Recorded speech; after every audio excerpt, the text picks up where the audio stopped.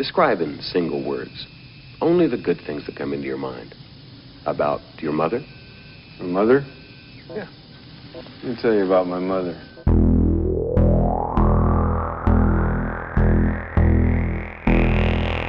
What is real?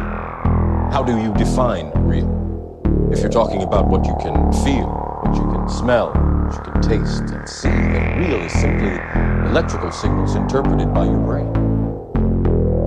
Have you ever been in an institution? Cells. Cells. Do they keep you in a cell? Cells. Cells. When you're not performing your duties, do they keep you in a little box? Cells. This causes it.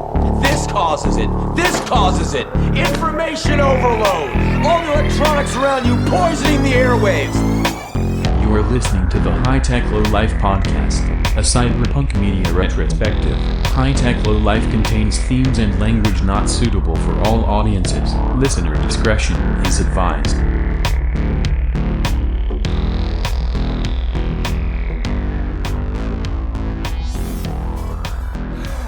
Welcome back. We're back, baby. I don't know. We're better than ever. We're recording this in a very strange way because this is the second part of our not originally intended to be two-part episode on Count Zero. Yes, if you want to play a fun game, fast forward to the end real quick and see if Eric managed to actually cut this out. Oh. Or if he just left it there and forgot about it. That'll be embarrassing, but if you're listening to this at the end, hi, welcome. You found my fuck up. Enjoy it. Okay, back to the beginning of the show. Got any recommendos? Recommendo. I watched a movie on Amazon Prime called Beast. Oh. It has Idris Elba. He fights a lion. It was pretty good. Like if you want Idris Elba to protect his young daughters from a lion, there it is. I do want that. I don't have a recommendo, but we did purchase, in order to watch Megan, we purchased in the Peacock channel, so I can now watch that show you've recommended to me so many times. Poker Face. Yes, with Natasha Lyonne. So I'm looking forward to doing that soon. That's all I got. It's not a recommendo. It's just an excitement for hopefully future recommendo.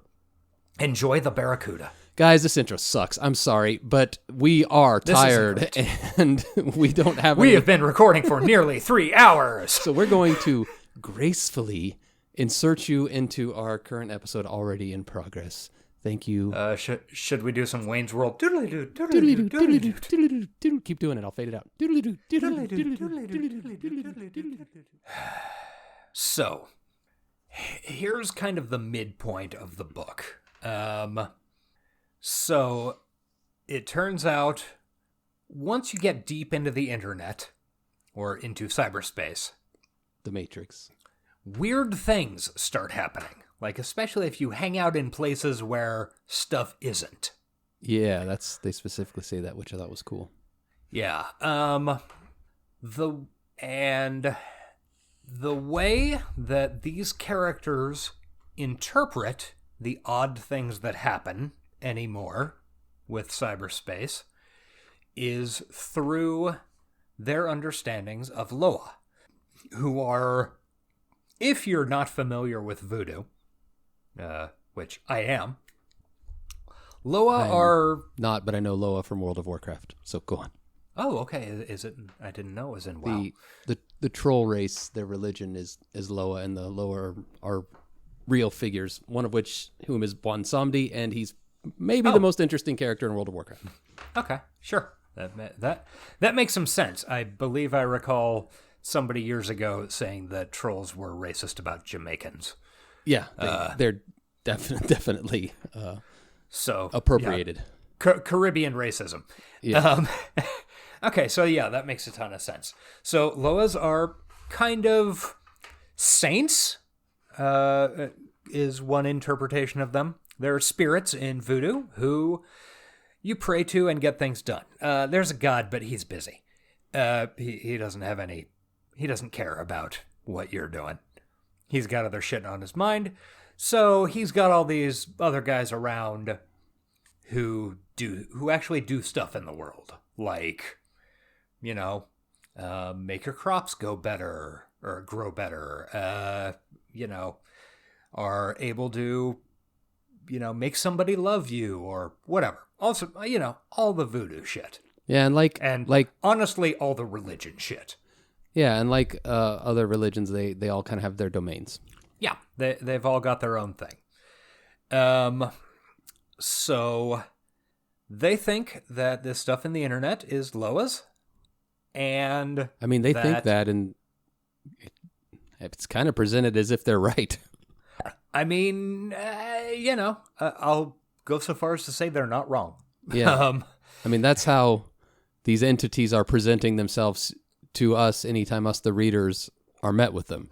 Yes. Maybe it's because we're seeing them through Bobby, who was exposed to them through these voodoo guys. But, yeah.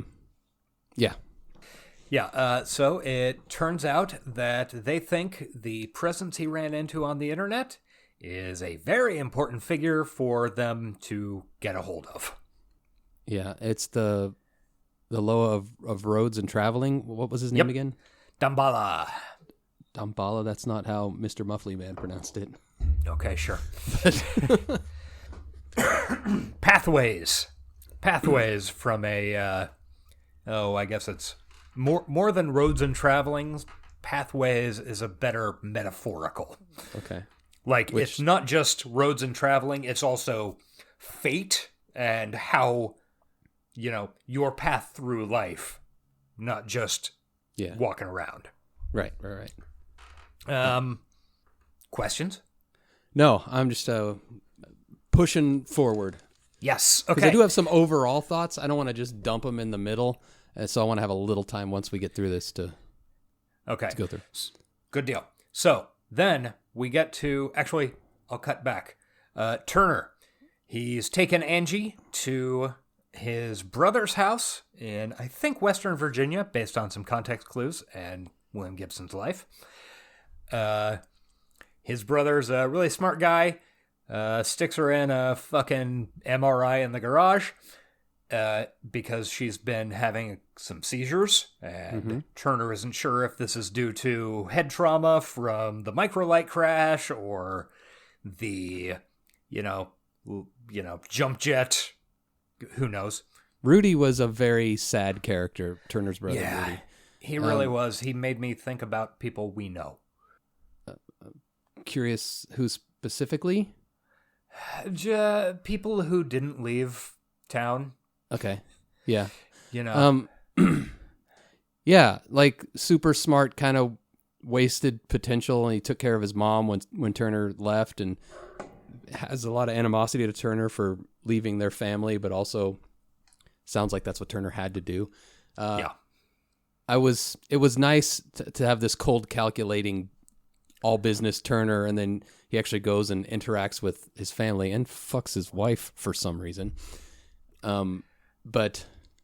I liked Rudy. Girlfriend. Well, companion, yeah, because I understand that Rudy wasn't giving her what she needs, but it still seemed a little rude. Yeah, I that's maybe my least favorite part of the book. Just that little Turner's section. horniness. Turner fucks everything. He doesn't necessarily need to. Yeah. So anyway, it turns out that after giving the girl a scan, she has something that resembles a giant fucking tumor squid in her head. Yep. And the speculation at this point, which will turn out to be accurate, is that her father put this in her. It is, the first, it's Biosoft. And she's basically the first, like, otaku not probably in Japanese stuff, but that's like the otaku from Shadowrun is what she made me think of in this book. Yeah, I can see that. Yeah, she can, because of this Biosoft implant from her dad. Technomancer. Yeah, she can interact with the internet and the wider world just with her brain and doesn't need a deck. Yeah, Technomancer, I guess, is a better word for it. Yeah. Yeah, which gives her a lot of abilities. Oh, also she's speaking in tongues, which sounds like French Creole. Yeah, that's interesting. So, under the direction of the voices coming out of her face, which are not actually her,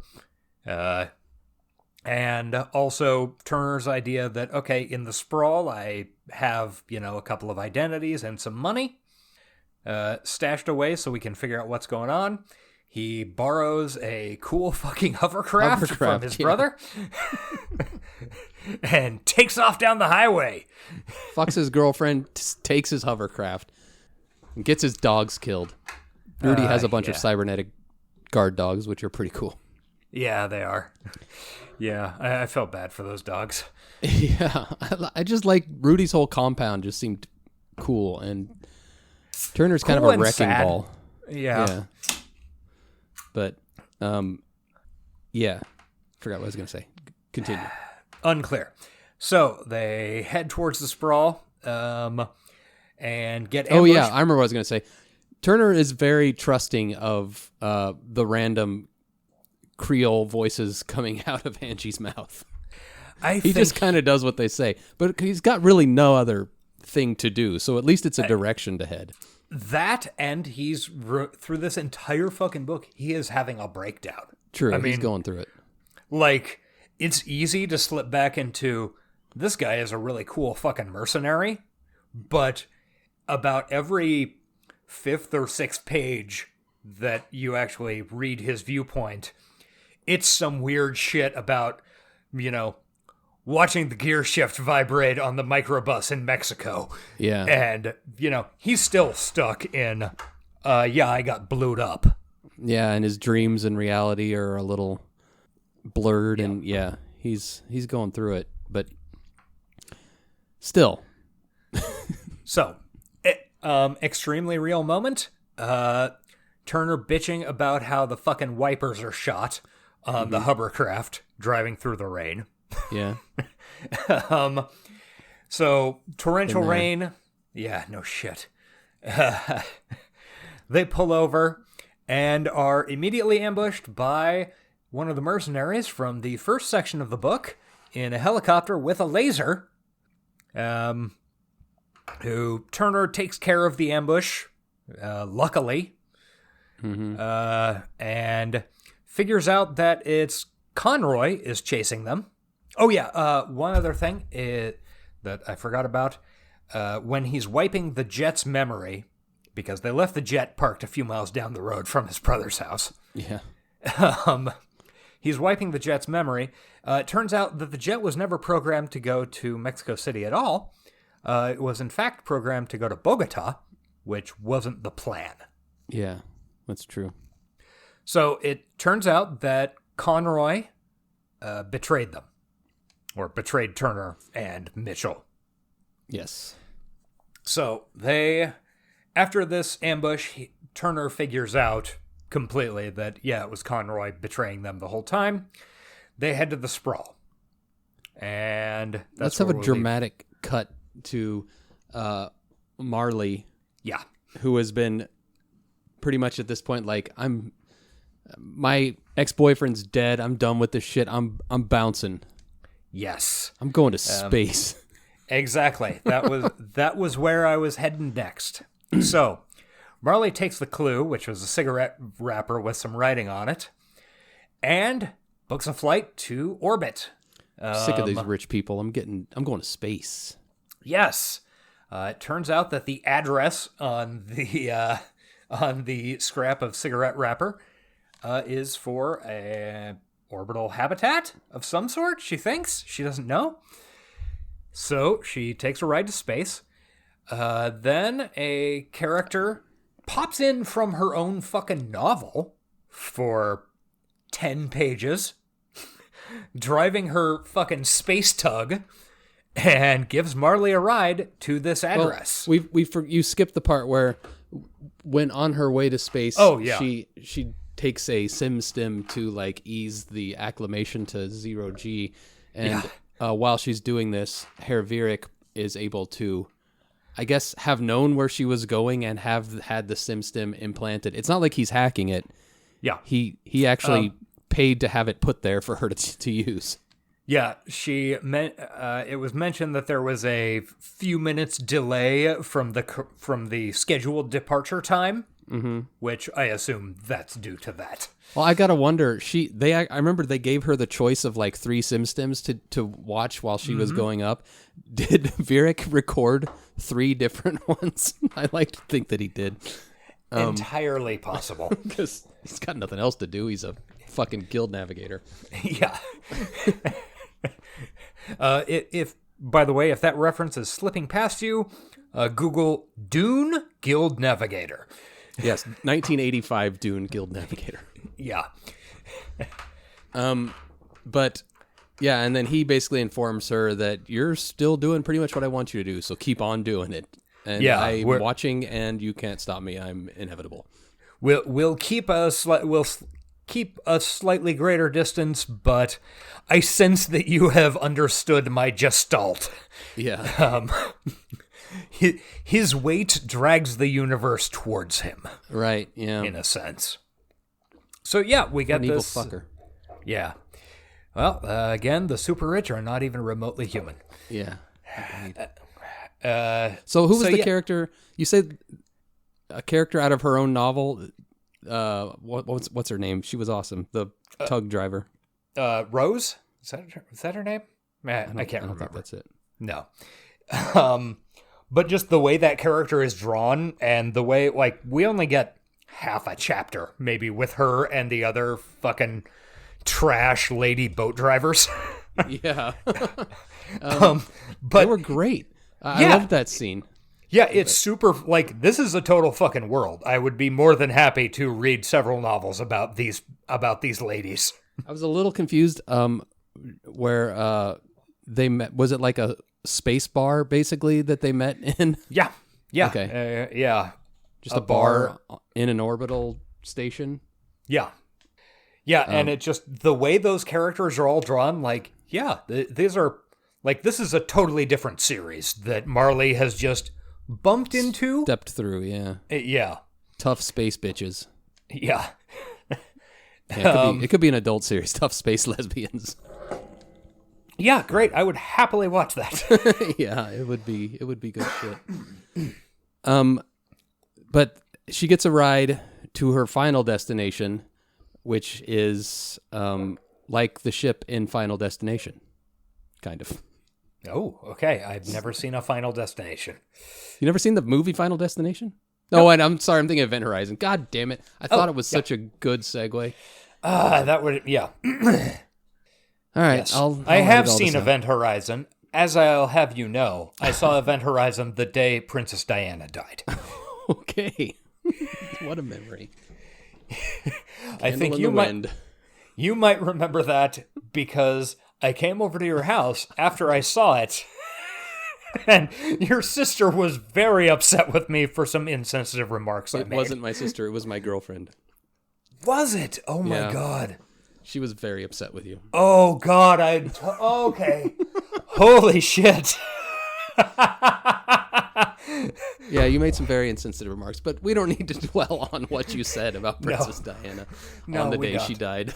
We were young and very angry and mean. Yeah. She was, in fact, 1,000 candles in the wind. She was, for sure.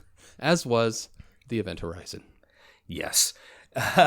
So she goes to a decommissioned Tessier ash pool. Hey, remember we mentioned that earlier? Good job, yeah. Data core to find 2 residents, which is apparently where the boxes come from. And hard cut. Back to Bobby. Okay. Bobby goes through a lot while this other stuff is happening. I'm going to run through most of this other stuff pretty quick. All right, we're at 90 minutes, so yeah.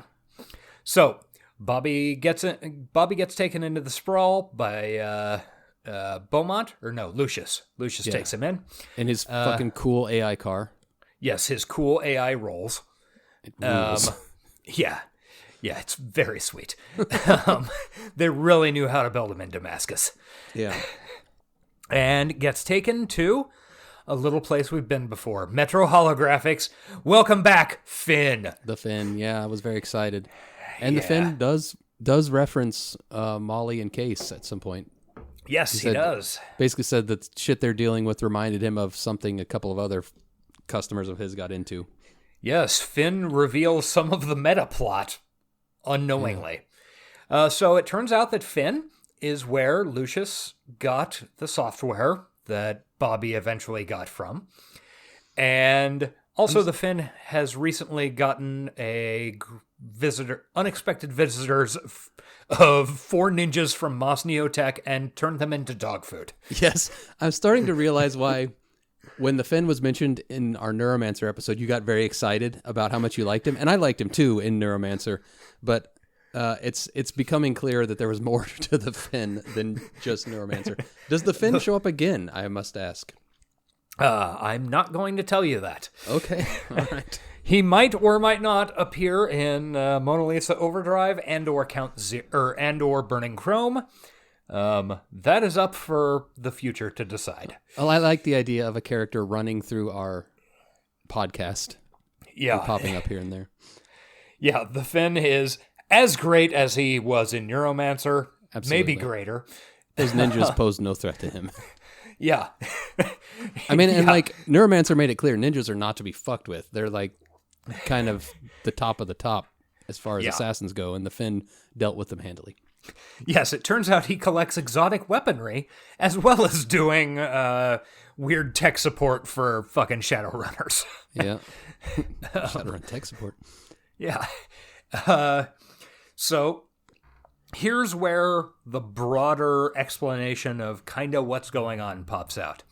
So it turns out that the Finn got the software, and he mentions just offhand in this, because it's not important, these weird art boxes from a guy he used to know, a hacker who was in the biz 10 years ago and eventually retired. This guy named Wigan Ludgate, or The Wig, who made his real fucking nut hacking the outdated technology that the First World sends to the Global South and causing untold amounts of horror and famine in Africa. Definitely a work of fiction. Yeah. One of the fun things about this is that I have had direct dealings with this type of thing. So one of the things we use when we're doing archaeology is a total station. It's this laser measuring mapping device, right? Mm-hmm. You've seen them beside, on the side of the road. They sit up on a tripod. Construction crews use them all the time. Okay. So the one that we have at KU, and the one we used forever, is at this point 25 years old. Like, it was purchased, it was very good when it was new. It is wildly out of date now. So a couple of years ago, I was trying to get, because it's got these rechargeable batteries that no longer hold a charge for any length of time. Sure. So I ended up having to go through a bunch of, suppliers in India and Africa to get a new battery pack that I could install in this thing. Because, 15 years ago, everybody who was in construction and surveying had upgraded their shit to newer stuff and were 3 generations beyond what this specific device was. But it's still in use in poorer countries? It's still in use in poorer countries and academic settings. Basically a poorer country. Yes, exactly. So I had a bunch of dealings with surveying equipment suppliers in fucking India, and India was the most helpful, but also dealing with some dudes in Namibia. Interesting. Yeah, just to get some battery packs. Yeah, it was a really interesting thing. Rereading this book in the past couple of years, I was like, oh yeah, that's exactly how that works. Interesting that Gibson spotted it 40 years ago. Yeah, that is interesting. So, Wigan made a bunch of money, then found God, or something. He found something in the internet, and disappeared. Turns out he went up into orbit, and every once in a while he sends down somebody with a pile of stuff to sell to the Finn. And Finn moves it on as it, to whoever might be interested in. Okay, I guess I never made this connection at all. Maybe I was napping during this part of the book. I did try to listen to this book in bed and fell asleep through a couple parts. I think I backed up and covered it all. But So Ludgate, that we're about to come across in orbit, has been sending the stuff to the Finn. I didn't know that. Yes, he sends stuff through people who are headed down well to the Finn to sell or, kind of move on as he sees fit. Okay. And it turns out that one of the times some contact he had was in his place and saw one of the Cornell box things and said, I know a guy who's like an art dealer. Let me see if he'd be interested in that. So that sets off the Marley plot. Oh, okay. 7 years later, or whatever. But this software that Bobby got from Tuatha, got from Lucius, got from Finn, came from Wig originally. Oh. And it's shortly after this, they leave the Finn to his own devices, once they've kind of figured out a little bit of the plot and where that software came from. Bobby gets sent to Hypermarkt. Hypermarkt is very cool. Yeah, it's very much... It's not, but it's cool. It's a cool setting for a story. It's pretty cool. It's pretty cool. I mean, I live near a Hypermarkt, for God's sake. Do you really? Not like a Hypermarkt from the book. I mean, it's a smaller scale. The shopping center off of 635 and State. I'm going to have to go. I don't know that I've... It is very much a Hypermart. It's an old shopping center that has booths set up where you can buy fucking bootleg DVDs, airbrush t-shirts, bootleg fashion, last season styles, bongs. I read tacos. It also. Yeah, I need to go check that out. But I also read it like it was like an extreme version of that, almost like a Kowloon Walled City type of situation. Yeah. Yeah, okay, I wasn't off on that. Yeah, you were. I think that's a very reasonable read. Okay. So they go to a club at the top of Hypermart, where Bobby meets a guy named Jammer, who once upon a time used to be a fucking lead hacksaw. I like Jammer. Now a club owner. And it's explained that pretty much all your cool ice and ice breaking software is the product of AIs. Like, AIs make the ice, and they make the icebreakers. It should also be pointed out that after they go to the Finn, Lucius, is it Lucius? Whoever drops him off with Jackie, and then Jackie takes him to Jammer. Yeah. Jackie and Bobby get a lot of FaceTime. A lot of alone time, and they kind of become friends over the course of this thing. And I like the character Jackie, and this is where she kind of shines, so that's why I wanted to point it out, because... I don't know. She's a very unique lady. Oh yeah, she's also which Loa is she a horse of? I don't remember. Oh yeah, she is a horse. Is it Samedi? I don't think it's Samedi. That's another thing you didn't mention earlier. The Loa are very big on their horses. I don't know. I don't want to go on a 15-minute long digression about Haitian we've got voodoo. it. We've got to end it, but these Loas basically attach themselves to people and ride them like horses. It's possession. Yeah. Yeah. But yeah, she is. I think it is Samedi because okay, it is because he. I don't want to get ahead of it, but just keep going, and I'll explain why it's Samedi when you get there. Fuck. Should we like end this episode and then end up doing a two-parter? No, okay. Let's get through it. It's going to be another 2-hour episode. Yeah, okay, great. So he ends up in the club with Jammer. It's explained all this icebreaker and shit is AI stuff. Comes from AIs originally. And then people want to, he tries out Jammer's thing, finds the presence in the net again. Or he tries out Jammer's deck, finds the presence in the net again. And then everybody Jammer's takes a nap deck and a rest. Jammer's deck is very talked about. Like it's a 10-year-old deck that apparently is It's hot shit 10 years ago. It's apparently pretty hot shit now. I mean, even basically it's on par with anything today, but it's 10 years old. So imagine how good it was 10 years ago. It's like a 10-year-old Porsche. It's still very, very fast. And it's the best thing Bobby's ever jacked into. Yeah, by a huge margin.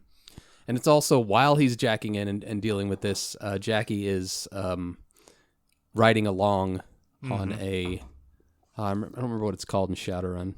But basically, she doesn't have any ability to do anything, but she can watch what Bobby's doing on the deck. Yeah, no agency at all. Yeah, but she can ride along. And then they take a nap. And then everybody kind of like crashes out because they're like, okay, we're just laying low here.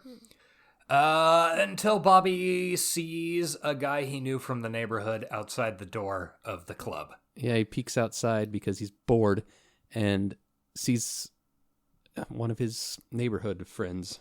Is this a goth? Who is not a friend. No, this is the guy who owned, or who is the manager, I don't know, whatever, of the kind of party house that he was in at the beginning. Yeah.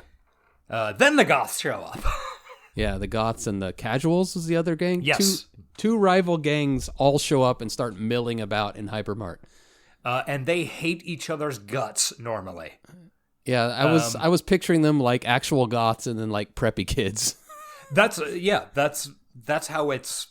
It's just like one gang that's all in like pink polo shirts and like khaki. Exactly. Yeah, polos and khaki, maybe Bermuda shorts and sweaters shoes. tied around their shoulders. Yeah. And then a bunch of goths. And then the fucking misfits. Yeah, the misfits, and they're all working together, which is unnatural. Not what God intended. No, it is definitely not. So, turns out they're under siege. From who? We don't entirely know. Cut back. Oh my God. Yeah, How did we think we were going to do this?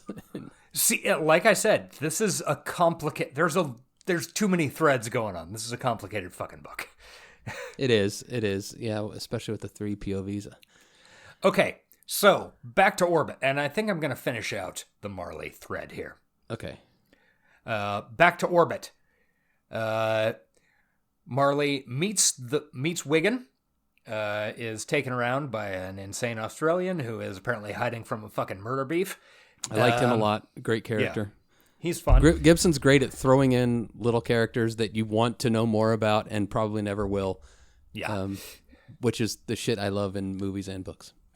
So it turns out that this hab that Wigan and this Australian guy live in is the old data cores from Tessier Ashpool that were on the end of the hab that we sent Molly and Case through in the last book.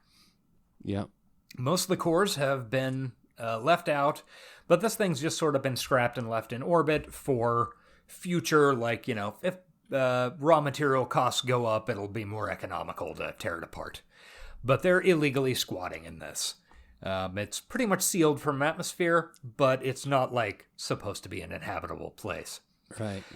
Turns out that the person who's making the boxes is not the Whig, but rather a set of arms attached to the wall, and it's apparently a remnant of probably a Neuromancer. Yeah, that's what I was wondering. It's not explicitly stated that, but it's definitely some type of AI entity. It is one of the AIs.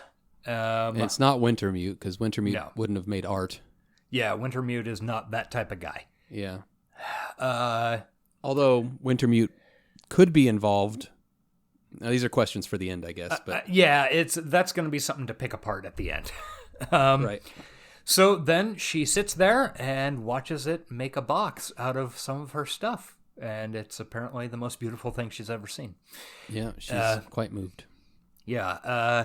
Then Paco, who works for Virex, shows up and broadcasts that... So you can't really close out her arc right here without Nope. getting into the other arcs.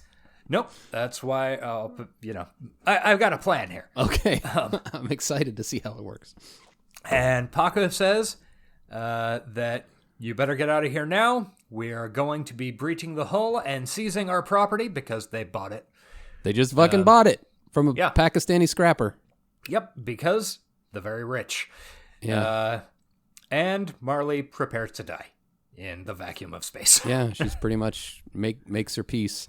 Although, yeah, I mean, she's down to die, but the Australian dude basically is like, He's trying to drag her. he's like, you don't have to die. We can get your vac suit on. We could possibly survive this. But she's like, nah, this is fine. No, I've kind of had an existential crisis over the course of the past week. Yeah, this is fitting.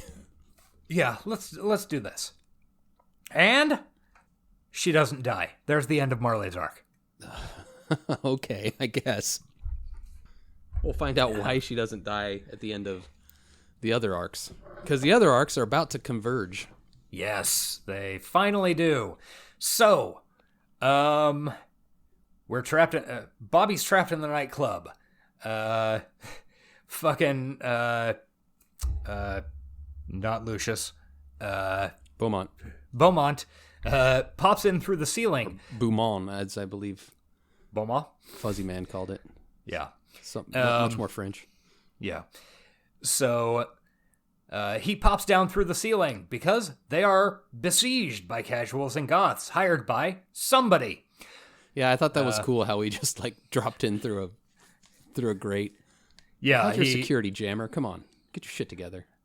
And he very specifically calls it out when he does.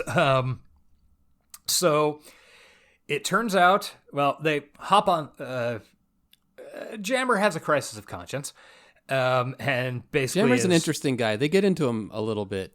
He's like Yeah. this ex hardcore Shadowrunner hacker dude.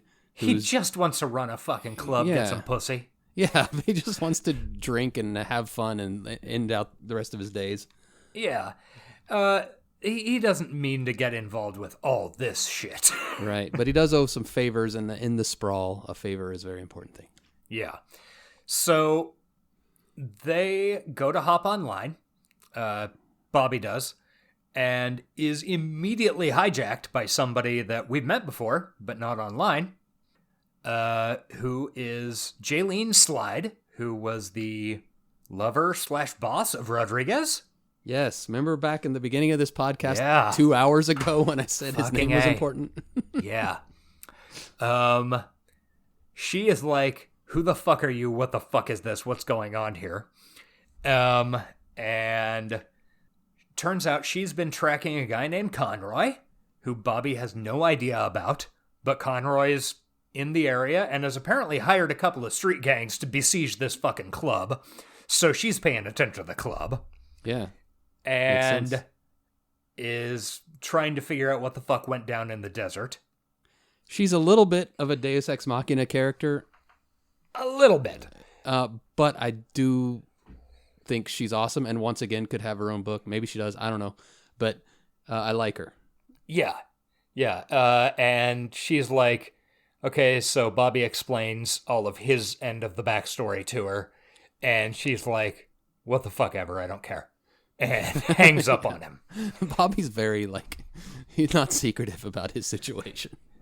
No. Everybody else is cagey. Bobby's a typical child, He's like, okay, so we're besieged by these gangers. There are these fucking voodoo guys, and I don't know if I believe in that, but it's definitely weird. it's definitely fucking weird. And Jaylene is like, yeah, whatever.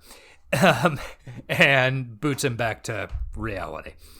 So they go to another planet. They do another planning session, at which point Jammer's nerve breaks. He goes to open the door, and the gangers outside go ahead and shoot first. Yeah, they blast his fingers off. Yeah. Something So- a hacker needs. Yeah, Jammer won't be able to do his plan. The plan that they were coming up with was, okay, he's going to cash in this favor that the Yaks, the Sons of the Neon Chrysanthemum, he's owed from years ago. and see if they can get out of this. Turns out that Bobby's going to have to do that. Yeah, dun dun dun. At which point, Turner drops through the ceiling. Yes. Honestly, that's not true. No, Turner's been being led through the city by these Creole-sounding voices coming out of a tiny white girl. Not tiny, full-grown. Full-grown, yeah. And forces his way through the crowd of gangers out front. And they don't stop him. That confused me when I was listening to it. I'm like, how did Turner just get let in? I read that as the gangers outside simply not knowing what the fuck to do. They weren't given instructions for if somebody is trying to go in. Yeah, I guess. And also... Maybe they thought it was part of the plan? I assume that there was a bit of the sort of crowd shock, like somebody does something completely unexpected, like, say, the Tom Cruise nightclub shootout in Collateral. Yeah. Where people are just like, what the fuck? What happened? As opposed to, like, actually reacting to it. Yeah. It was kind of weird. Like, all of a sudden, he just, like, basically comes in the front door. He doesn't have to sneak through the grate. Yeah, we don't get any backup on that, because at this point, Bobby and Jackie are online trying to contact the Yakuza, and Jackie dies. Yeah, Jackie is killed by who? Conroy. Yeah. Was it by Conroy? Well, Conroy's the Moss hackers that... or not Moss. Actually, wait, maybe it was Moss that killed her. Things get very complicated at the end. Yeah. At which point, Bobby gets to meet some Loas real up close and in person. Yeah. And so when does Virek become involved? Virek is actually secretly involved this whole time. I know, but when he actually make his presence known? He actually makes his presence known right in here. Yeah, I guess. Because he meets his end, because from what I'm remembering, the Loa who had marked Jackie as his horse takes vengeance on him, right? Baron Samedi, yeah. And basically just fucking kills Virek somehow. I can't remember exactly. Does he like hack his weird containment unit or? Probably. I think that's the closest thing to, like, his containment unit failed. We're badly describing what was possibly my favorite scene in the book. It was deeply fucking cool. The park becomes a graveyard. Yeah, it was fucking tight. And I don't know, there's talk, we could talk about the aspects of cultural appropriation with the voodoo stuff, but the mixing of the mystical and the technological in the Matrix really sings to my little cyberpunk love and heart. So yeah, I love the Loa gods dwelling inside the internet. Yeah. Okay, so it turns out that Conroy had been... Okay, the original setup for smuggling Mitchell out was Hosaka was hiring Conroy, and by extension Turner, to... But Conroy took Virek's money to actually divert Mitchell to Bogota, and then to Virek, because Virek is pretty sure that biosofts and the immortal cancer lines are the way that he can live forever, and he wanted to inhabit Angie's body, right?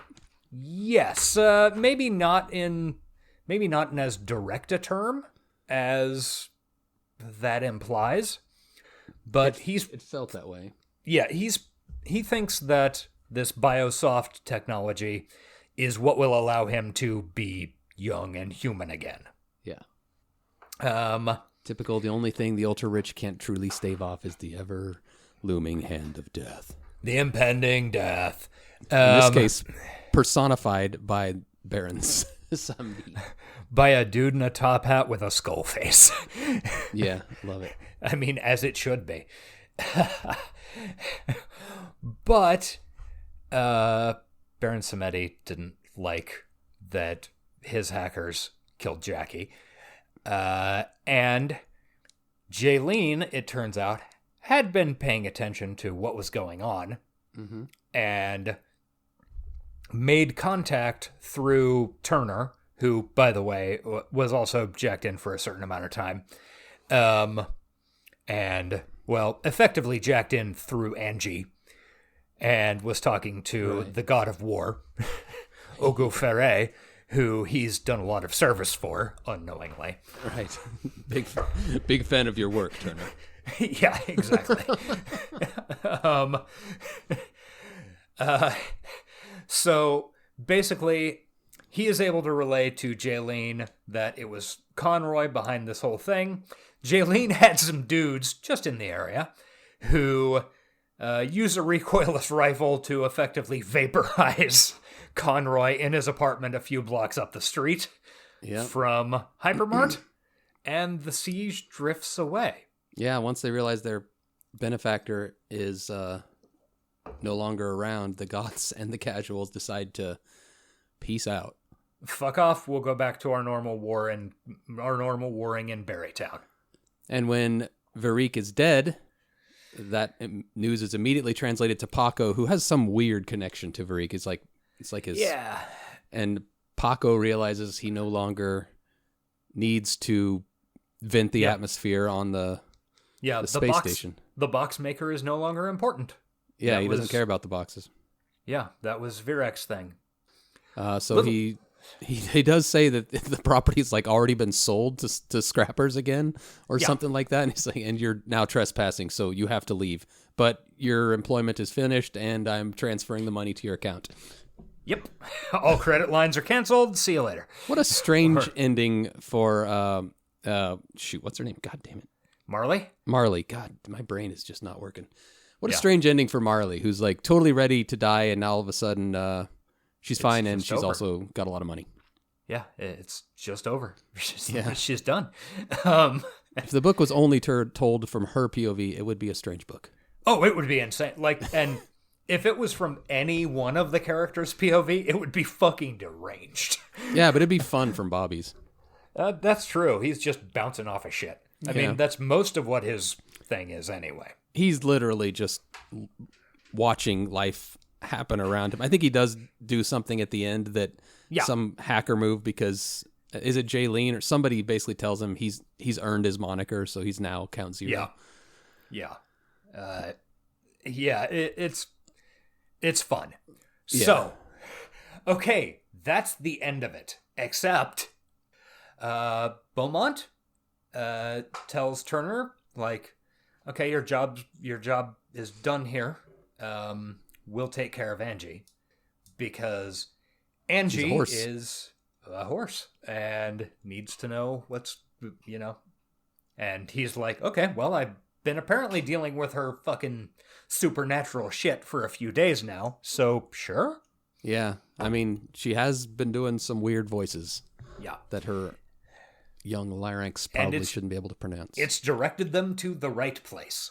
Right. So Turner does a lot of going with the flow, and I think it's mainly because he doesn't really want to be here. Yeah. Like I said, having a nervous breakdown through the entire book. So then he goes back to his brother's place and kind of picks up the pieces. Kind of settles down with his brother's girlfriend because Rudy died in a raid. It was a raid that was looking for Turner. It was Conroy's people. Yeah. But the girlfriend survives, and the dogs were killed. Yeah, but he has a kid. Yeah, they have a kid. Yeah. Happily-ish ever after, minus the trauma. Yeah. And Angie and Bobby go off to the projects to live with the voodoo folk, and Bobby maybe becomes an elite hacker, and maybe Angie's going to become a SimSense star. We don't know. Yeah. So, questions, comments, thoughts? All right. We glossed over the part where Turner has sex with Angie. I don't think he does. You don't? Because I thought he did. No, she makes, I read it as she makes some moves, and he just lays there. Okay. Like I said, my I need to read the next book. But that's not really how I interpreted it, but that's how I would like to interpret it. So I hope you're right. I don't know. Maybe somebody who's familiar with this book can chime in on Twitter or something. But I didn't like that if it had happened. I agree. And, maybe that's why I don't read it that way. Yeah. It could be just my sense of taste. Yeah. But, she definitely, at the very least, makes some strong moves in that direction. And I don't. He doesn't explicitly reject them. We'll put it that way. But didn't like that too much. There is, as far as aging, there's some uncomfortable language because there's a lot of white people dealing with black people. Yeah. Didn't love that so much. The only reason that was disappointing was because I feel like Neuromancer aged so well that this one had a little more trouble. I'm not gonna. It wasn't bad by any means, and some of the most important characters were well-rounded people of color, so you can't really bitch too much. But some of the language was a little spicy. A little bit. I think. Yeah, I know exactly what you're talking about. Yeah. The two SP words. Yeah. Mainly from Jammer. I think it was mostly Jammers who had this particular view, so maybe it was a reflection of his character. Jammer and then Finn at one point. Yeah. I can totally see. Yeah, I can get that. On the other hand, as far as both related to both that and cultural appropriation, which you mentioned earlier, I think this actually does a slightly better job than Neuromancer, if only because he didn't, nobody had written out patois. Yeah, that's true. Which Neuromancer had. There were more occurrences of MON than I think I'm terribly comfortable with these days. Yeah. That was the only problematic part of Neuromancer. And look, these books were written in the early 80s. I get it. We're not here to fucking cancel William Gibson, but I think it's worth discussing in the modern age when you're... Yes, it absolutely is. Going over this stuff, especially since we're white guys. We need to be culturally fucking aware of this stuff. And like I said, I don't know how accurate the voodoo imagery and stuff was to the actual religion. You seem to be more of an expert on it than me, but it sure was. It didn't seem. What's the word I'm looking for? It didn't seem casual and uncareful, right? Yeah, it is more accurate and more in depth than the Rasta. Yeah, like the Rasta kind of seemed like it was just an affectation for these cool space guys. It was like a cool idea that he had. Like, okay, we need to differentiate the space guys over here. Right. All right. Whatever. And cool. I get to write Steppenraiser. Yeah. But this time it seems like he did do some research. Yeah. I think he did a fair amount. I mean, there's more than just surface level voodoo knowledge involved in this book. Understanding the relationships between the Loa and stuff like that. Yeah. Also, I think this book is important, or that part of the book is really important because, the main thing that voodoo is known for, because in anthropology, voodoo comes up a fair amount, cultural anthropology specifically. It embodies quite a number of the concepts that we try to relate to students. And one of the big things about it is a concept of syncretism. Okay, so you take two or more cultures and cultural practices and then mash them together and come up with a third thing, right? Sure. Yeah. So voodoo is these West African religions that once they got dragged over to the New World kicking and screaming, then had a big chunk of Catholicism laid over them. Right. So what you end up with in Haitian voodoo and Louisiana voodoo, and they're very distinct things, and then like Santeria from Cuba, these are related but very different things, where people took your West African religion and local gods and things like that and threw it at Catholicism. And there are a number of levels of, like, the slave owners trying to repress the native religions. Yeah, they're being aggressively converted to Christianity during all this. Yeah, and at the same time, they're picking out, like, okay, so it turns out that these Catholics, they've also got these saints that, like, some of these saints are, like, really a lot like, you know, this local god that we had back in, you know... Absolutely, yeah. Congo land or whatever. So, and the interesting thing about this book is that the whole thing, the whole AI plot, or the whole voodoo plot, which is the same thing, is syncretism, okay?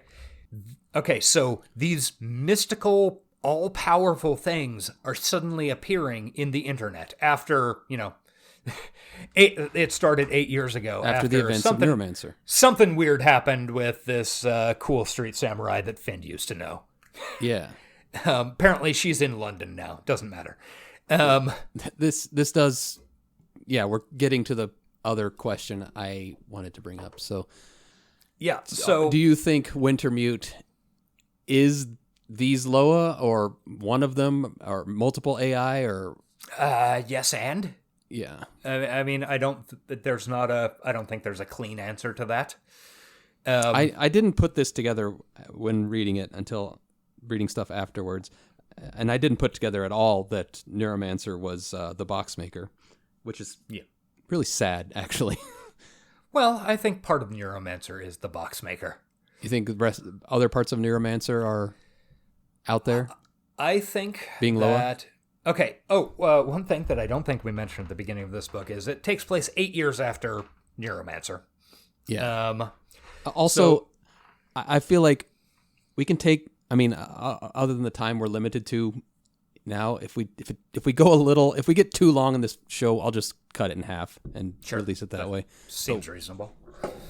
But I don't want to gloss over these important parts. Yeah. You know. Okay, so in the 8 years since Neuromancer, where Neuromancer and Wintermute, Neuromancer the character, and Wintermute joined and got free, things have happened on the internet. My Pets.com went under. Oh, yeah. Sorry.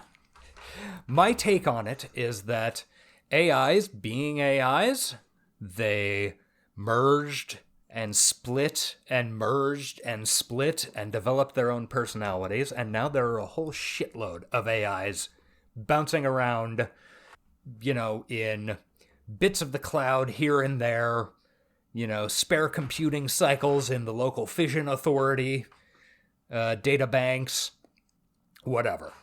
So they've all, like, these AIs have, you know, undergone effectively cellular mitosis, where they're just splitting, and, you know, it might have been effectively two copies of the same thing originally, but they went off in different directions and developed different personality traits and whatever. Mm-hmm. These AIs started interacting with the people who were extremely online. Oh, God. That's a nightmare scenario today. Yeah. What a horror show. What would the AIs mutate into? 4chan nerds, incels. Yeah. But they, and going back to the concept of syncretism, which I mentioned earlier, which is things running into other stuff and then a third thing arises. Yeah. So they found, you know, what happened to be these specific AIs that we're dealing with in this book ran into effectively these voodoo guys who were, you know, voodoo priests and also happened to be packers. Yeah. You know, everybody's got to make a living. And the AIs shaped how they presented themselves to be as the voodoo guys expected them to be. Right. They ran it's a way to manipulate them. Yeah. in a way, but also to work with them. Yeah. They ran into some guys who basically said, holy shit, you're exactly like God. And then the AIs were like, oh shit, what's a god? Okay, I'm going to speed read the Bible. And yes, my name is Jehovah. No, not that God. I don't believe in that God. Yeah. So that's what we're dealing with in this book. That makes a lot of sense. Also, there might be some gods from there might be some AIs from outer space, but don't worry about that. That was hinted at the end of Neuromancer. And all of these things you're saying are colored by the fact that you've read the third book, which I don't know what it has to do with any of this, and we'll see, I guess. I wouldn't worry about it. Okay, I won't worry about it until whenever we get to that. What's it called? Mona Lisa Overdrive. Mona Lisa Overdrive, of course, yes. Yeah. So that's a pretty good explanation. I wasn't thinking that deeply, especially towards the end of the book, because this is when we thought we were going to record last week. I was like, I got to get this finished, even though I feel like shit. And then everything happened. But it makes sense. It's what a hyper intelligent being would do if they found a niche but extremely online group of people that they needed to work with, or that they thought they could use to help them. They want to be able to act in the real world as much as they need to. So, hey, they've, installed themselves in the in-charge place of, this cult, basically. And I'm not using cult in a derogatory sense, a small religion sense. Yeah, small religion plus the online factor of it would kind of make it. Yeah. Like voodoo. Anyway, also some of the stuff that Lucius and Beaumont said indicated that they weren't entirely unaware that there was like a bargain being made. Yeah. They weren't like completely being used by these AI. They kind of had a mutual situation. That's another thing where it goes into that's an important aspect of voodoo. It's the same way. We don't, us on the human level, we're asking for favors from these Loa. And, in exchange for these favors, we give them some rum and some cigarettes. You want to hit a home run? Jobu gets his rum. That is a fucking reference. Yes. Yeah, it's dead on Santeria. Is it really? Okay. Yeah, that's Good Santeria. job, Major League. Yes. Major League 2, was that 2? I don't remember. I think it was 1. I think it was 1. Yeah, I think it was in the first one. Fuck you, Jobu. I do it myself. Yes. So, yeah, voodoo and a lot of your, the terminology isn't great. A lot of your tribal religions are very transactional that way. But also, I think it's Beaumont explaining it to Bobby that he's trying to explain it in a way that a non-practitioner would make sense, which leads me to believe that he kind of has an idea of what's going on. Yeah. I don't. Well, and also there's an aspect to it, like, okay, the AIs or the Loa in this sense play the parts arguably too well. Like, there's no reason that the AI whose name is Baron Samedi needs to present, this fucking non-believer who's not going to be able to tell anybody anything, who needs to present Virek with this image of gravestones spread across the world and, whatever. But at a certain point, if you're presenting yourself as something, I mean, at a certain point, if you get used to that enough, you become it. Yeah, I mean, absolutely. Especially if you're a nebulous artificial intelligence that doesn't have a body and doesn't have quite innate personality. It's basically an 8-year-old too, trying to figure out what you are.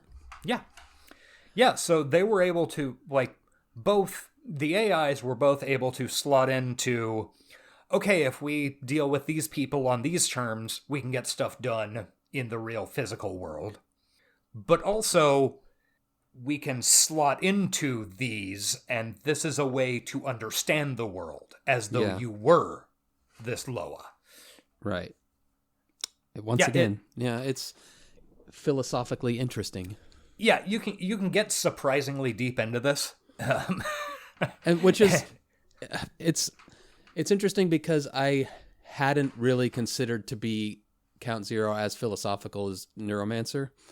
It seemed more like a cool story and a cool world building book, but less of like thoughts. Thoughts on artificial intelligence and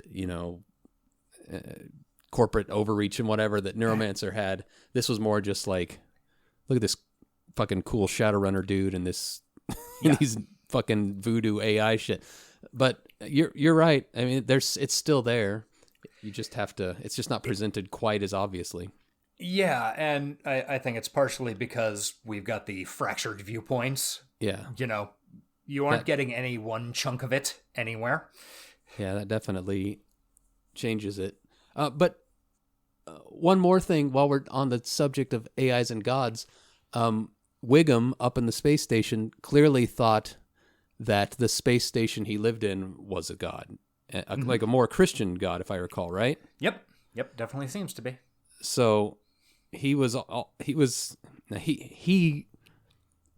little bit more like he lost his marbles, but as opposed to the voodoo people. But I don't know how that relates. It seems like it relates. We're on 2.5 hours and my brain's starting to be pudding. Yeah, that's fair enough. He's pretty Is sure. Is it Wiggum? Is it like Chief Wiggum? Is I saying no, that right? Wigan. Wigan, okay. Wigan. It sounded wrong when I said it. Yeah. He's pretty sure he's living with a god. Yeah. And I think he is.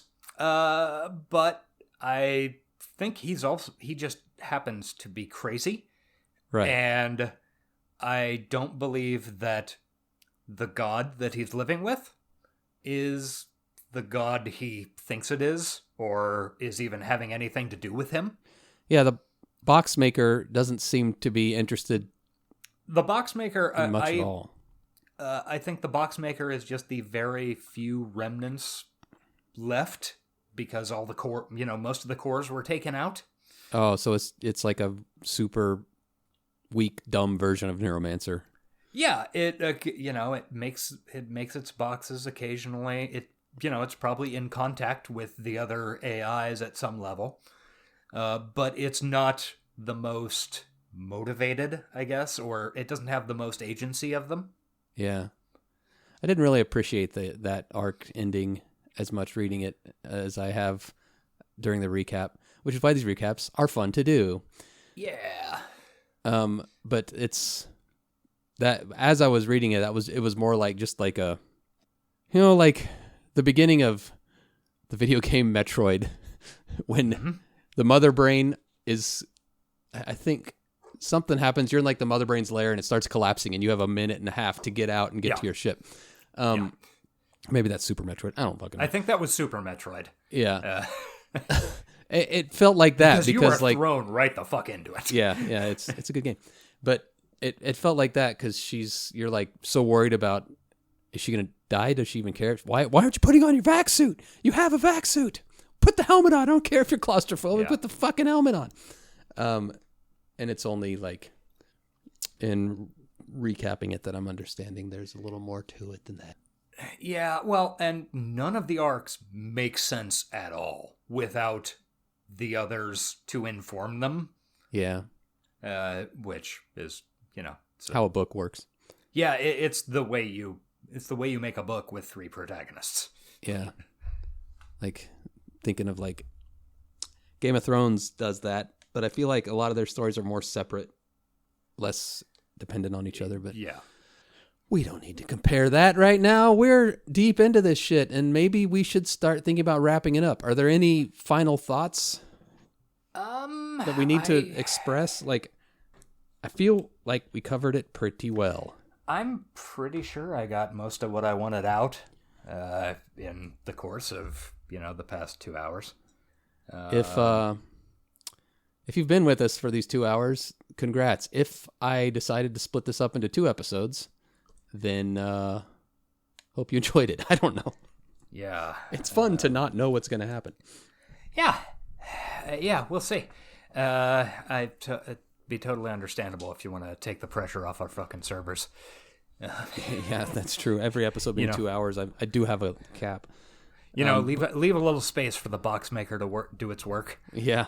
Plus, next week's could be a dense one too, given what we've picked.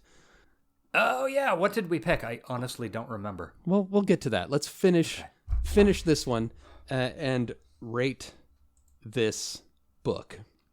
Oh yeah, forgot it. We have to do that. We gotta do it. Hate that. I love it. All right. We have our final thoughts. Okay. I love Count Zero. I think this is a great book. I don't know. It's got biased. A bunch. I am. It's got a bunch of after all. It's got a bunch of really cool ideas, a bunch of really neat stuff in the world that's just sort of glanced at. Mm-hmm. Absolutely. So many characters I want whole books about. I would happily read a 40-book series of fucking Turner doing extractions prior to Count Zero. Just give me a Parker series, but it's Turner. Yeah. If this was a Star Wars or Marvel Cinematic Universe, this book would spawn so many spin-off series. And oh yeah, movies. You'd have the Adventures of fucking Jaylene Slide. Yep. It's so different from Neuromancer in that way. Yeah. Which is fascinating. They're same world, same basic concepts, but such a different book. Yeah, Neuromancer is very much more concentrated than this one. Yeah. What would you say your story rating would be for this? We do 4 categories here: story, influence, prescience, and style. I think it's hard to deny that the story of Count Zero is pretty good. Yeah, and the fact that there are multiple story of Count Zero. Yeah. Okay, so number one, huge story influence is Turner's first 5 chapters, The Extraction. That sets up, that's like the blueprint for half of the Shadowruns that have ever been written about or done in the role-playing game. Oh my god, the Extraction run and Shadowrun, that's like when you're a game master and you don't have any other ideas and you're like, let's give them an Extraction run this session. They need to get so-and-so out of this corp into this other corp. And this is perfectly executed, except for the fact that they're betrayed and everything goes to shit. It's great. Yeah, which is what happens in every Shadowrun. Yeah, and Parker novels. I'm going to give the story... I'm going to hold back. I'm going to give it a 9.5, not the full 10 that I gave Neuromancer. Okay. My reasoning is because the ending got a little bit rushed and a little bit hand wavy. Now I'm making that a bigger complaint than it really is because it's not a bad thing. But like Turner just walking into the bar, Jaylene Slide showing up out of nowhere and tying up some loose ends. Yeah. That detracts just the smallest amount from it. I think Neuromancer was a perfect book. I think this is a nearly perfect book. That's what I'm saying. I totally understand your criticism. Like that, I get that, and that's stuff I gloss over because I've read it however many times. Understandable. So my instinct is to go 10 out of 10, best book. But I think our conversation and your justification for your rating there actually makes a lot of sense. And I think I'm perfectly happy to go to 9.5. Really? Because, this stuff makes sense to me, and I'm perfectly okay to hand wave it because I've read this book for 35 years. Right. This is, and you pointing that stuff out makes me go, yeah, that makes sense. he covered it really well. There's some very good, fun tricks to hand wave it away. Like, Yeah. Like Jaylene Slide is awesome, and I want a book about her, but... Yeah, but she disappears for literally, 8/10 of the book. Yeah, she is a little bit of a GMPC? No. Yeah. Influence of this book, as we've stated, is hard to overstate. I got to give it a 10. I mean, Yeah.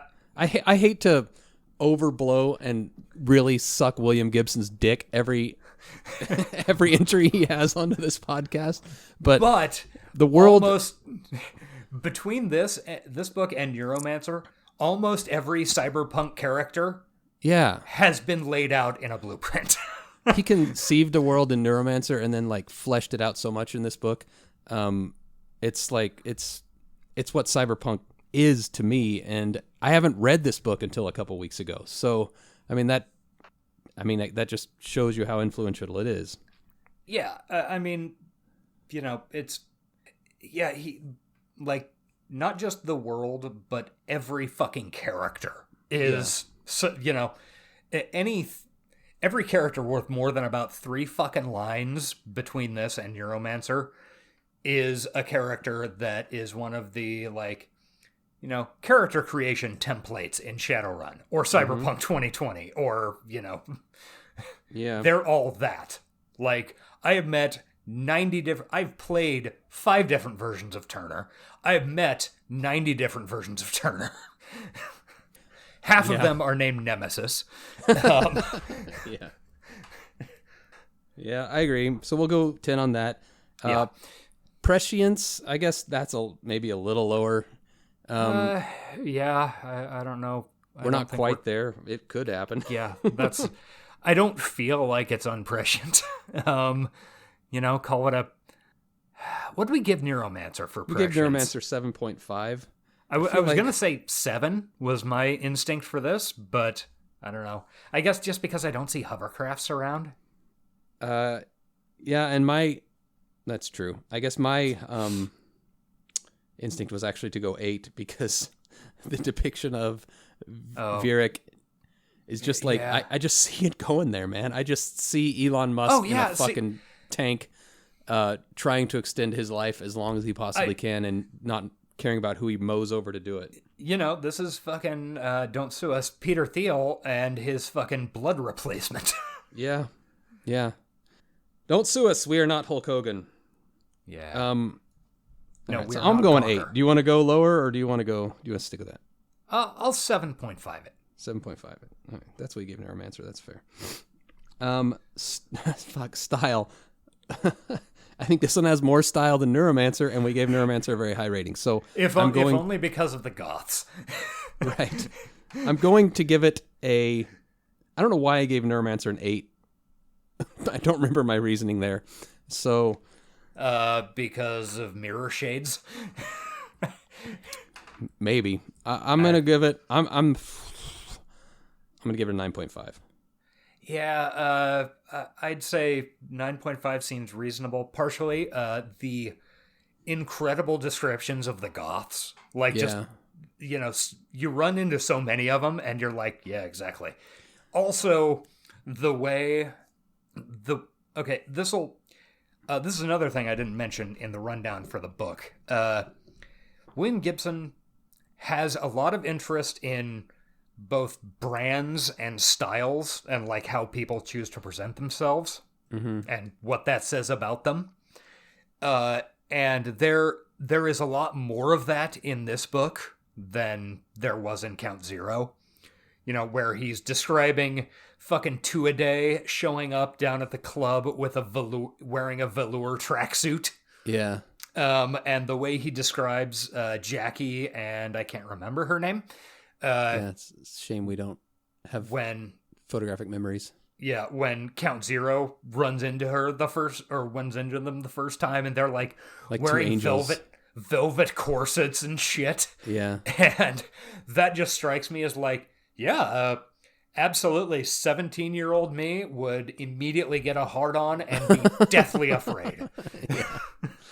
The only reason I'm going 9.5 instead of 10 is because I want to leave room to be for improvement. Because we're gonna watch Tank Girl eventually, and nothing beats Tank Girl. So yeah, 9.5 it is. All right. The total doesn't fucking matter. I'll add that up later. And then overall hand raisers, I'm just gonna drop it a 5 hand raisers. Yeah, it's 5 out of 5. I mean, it's. Guys, this isn't an unbiased. We're not I feel like a fucking asshole doing this. We're not professional critics diving into the minutia of these books. We're fans of a genre, going over stuff we like. For the most part, I'm sure we'll go over some stuff we don't like.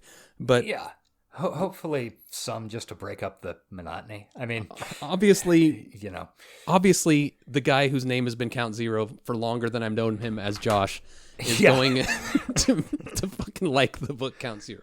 Yeah. Is that true? That might be true. I might have known you as Count Zero before Josh. We met probably not. Playing Star Wars, I think, like is the first time I met you. Just about neck and neck. It's very possible I was on the local BBS as Count Zero before then, but it would be neck and neck, man. Within a calendar year, one way or the other, absolutely. I'm sure. Definitely. All right, that concludes the rating portion of this show. So, you liked it? You liked the book? I liked the book. I did.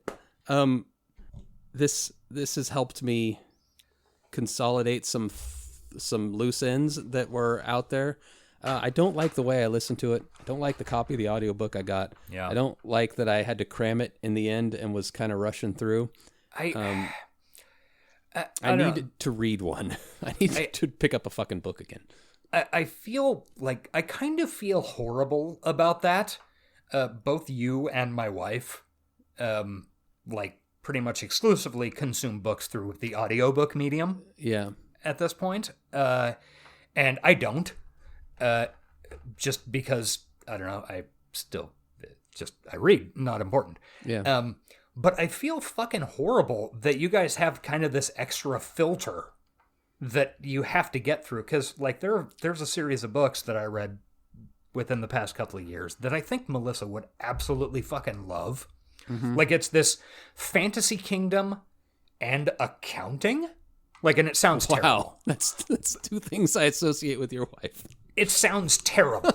But I think they're really good. And I think she would love it because it's all this logistic stuff and But you think it would suck being audiobook? I told her, I said, you really need to read these books, and she got the audiobook and hates the fucking narrator so much and can't get past the second chapter. She just hates it so much. Yeah. And I'm like, I can't do anything for you. I don't know. It's this extra fucking thing that I don't know, man.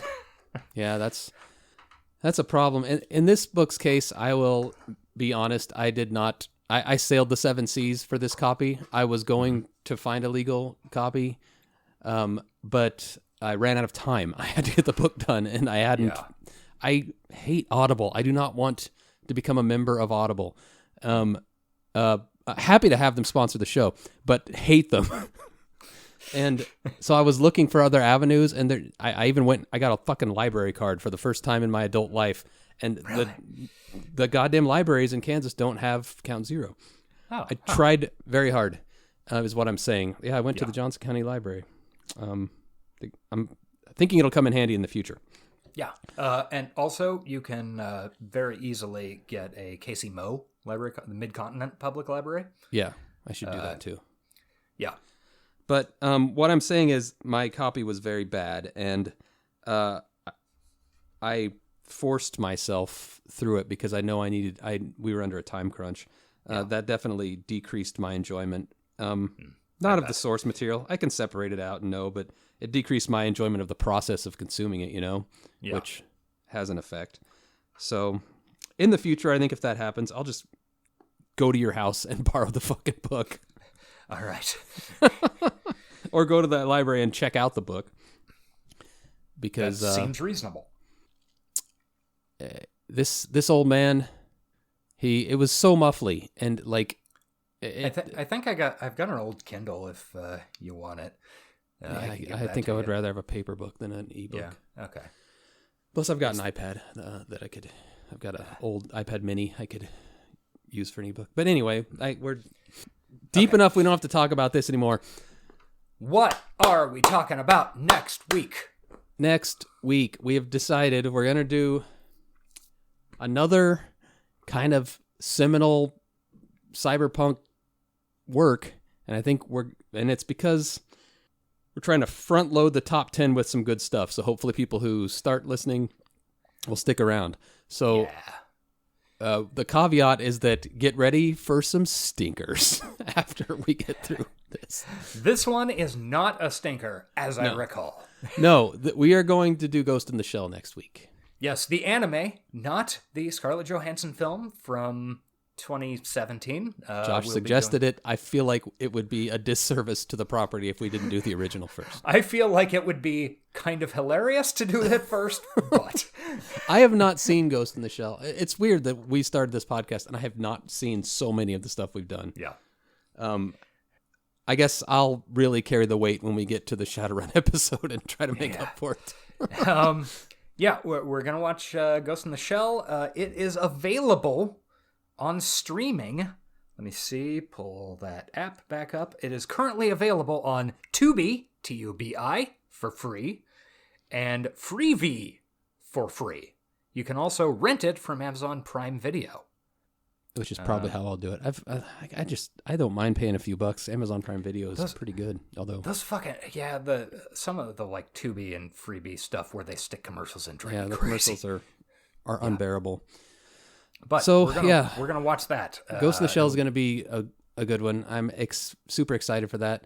And let's see what else. Oh, I wanted to thank our fucking patrons, man. Yes. Oh, I meant to. Okay, yes, great. Because we're definitely due for a Patreon bonus episode, which I'm pretty sure since we're nearing the 3-hour mark, I'm probably going to split this into 2. So it's hopefully out by now. But I'm going to call out our patrons, and I'm only going to use first names. Please do. And I'm going to go... Since I don't have access to the Patreon. Yeah, sorry, man. Well, if you ponied up the money, you could have access. Pony up the money for my own fucking content. Yes. All right, we're gonna thank Mike the Sailing Guy. I can say his whole name because his last name is not the Sailing Guy. Thank you, Mike. One of our Sean, longtime fans. Yes, thank you, Mike. Sean from last week's wonderful Tron episode, or 2 weeks ago, our last episode. We also have Jeffrey, Alicia, Matthew, Sue, and Eddie. I know so many of these people from interacting with them on the internet for the past few years. Thank you. I am aware of all of these people. They're all very cool. Yeah, it makes me feel pretty neat. You all will give us money to hear us talk more about stuff. Plus, it makes us international because 2 of these people are Canadians. Ooh, that's true. All right. Other than that, any plug-olas besides your fucking movie? No, just go see me on the silver screen, baby. Yeah. And catch me on Twitter at the frog with a 0. Yeah, I'm at Ace_Collins on Twitter and Instagram. Yeah, that'll do it. I do have a sign off this week. Oh, great. The line in the book struck me so hard that I had to text it to you. Mm-hmm. It's a line Jackie says when talking to Bobby, and she says, "You got eyes like 2 piss holes in a snowbank." Yes. Not really a sign-off, but it's a great line. I don't care.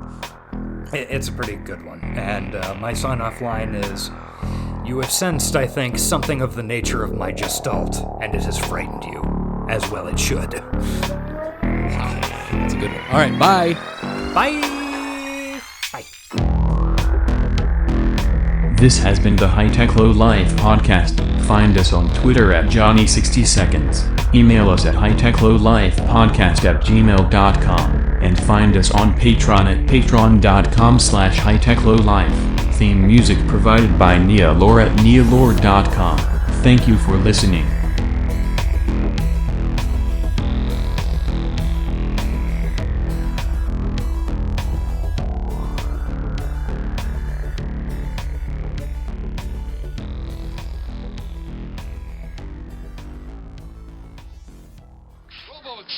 trouble.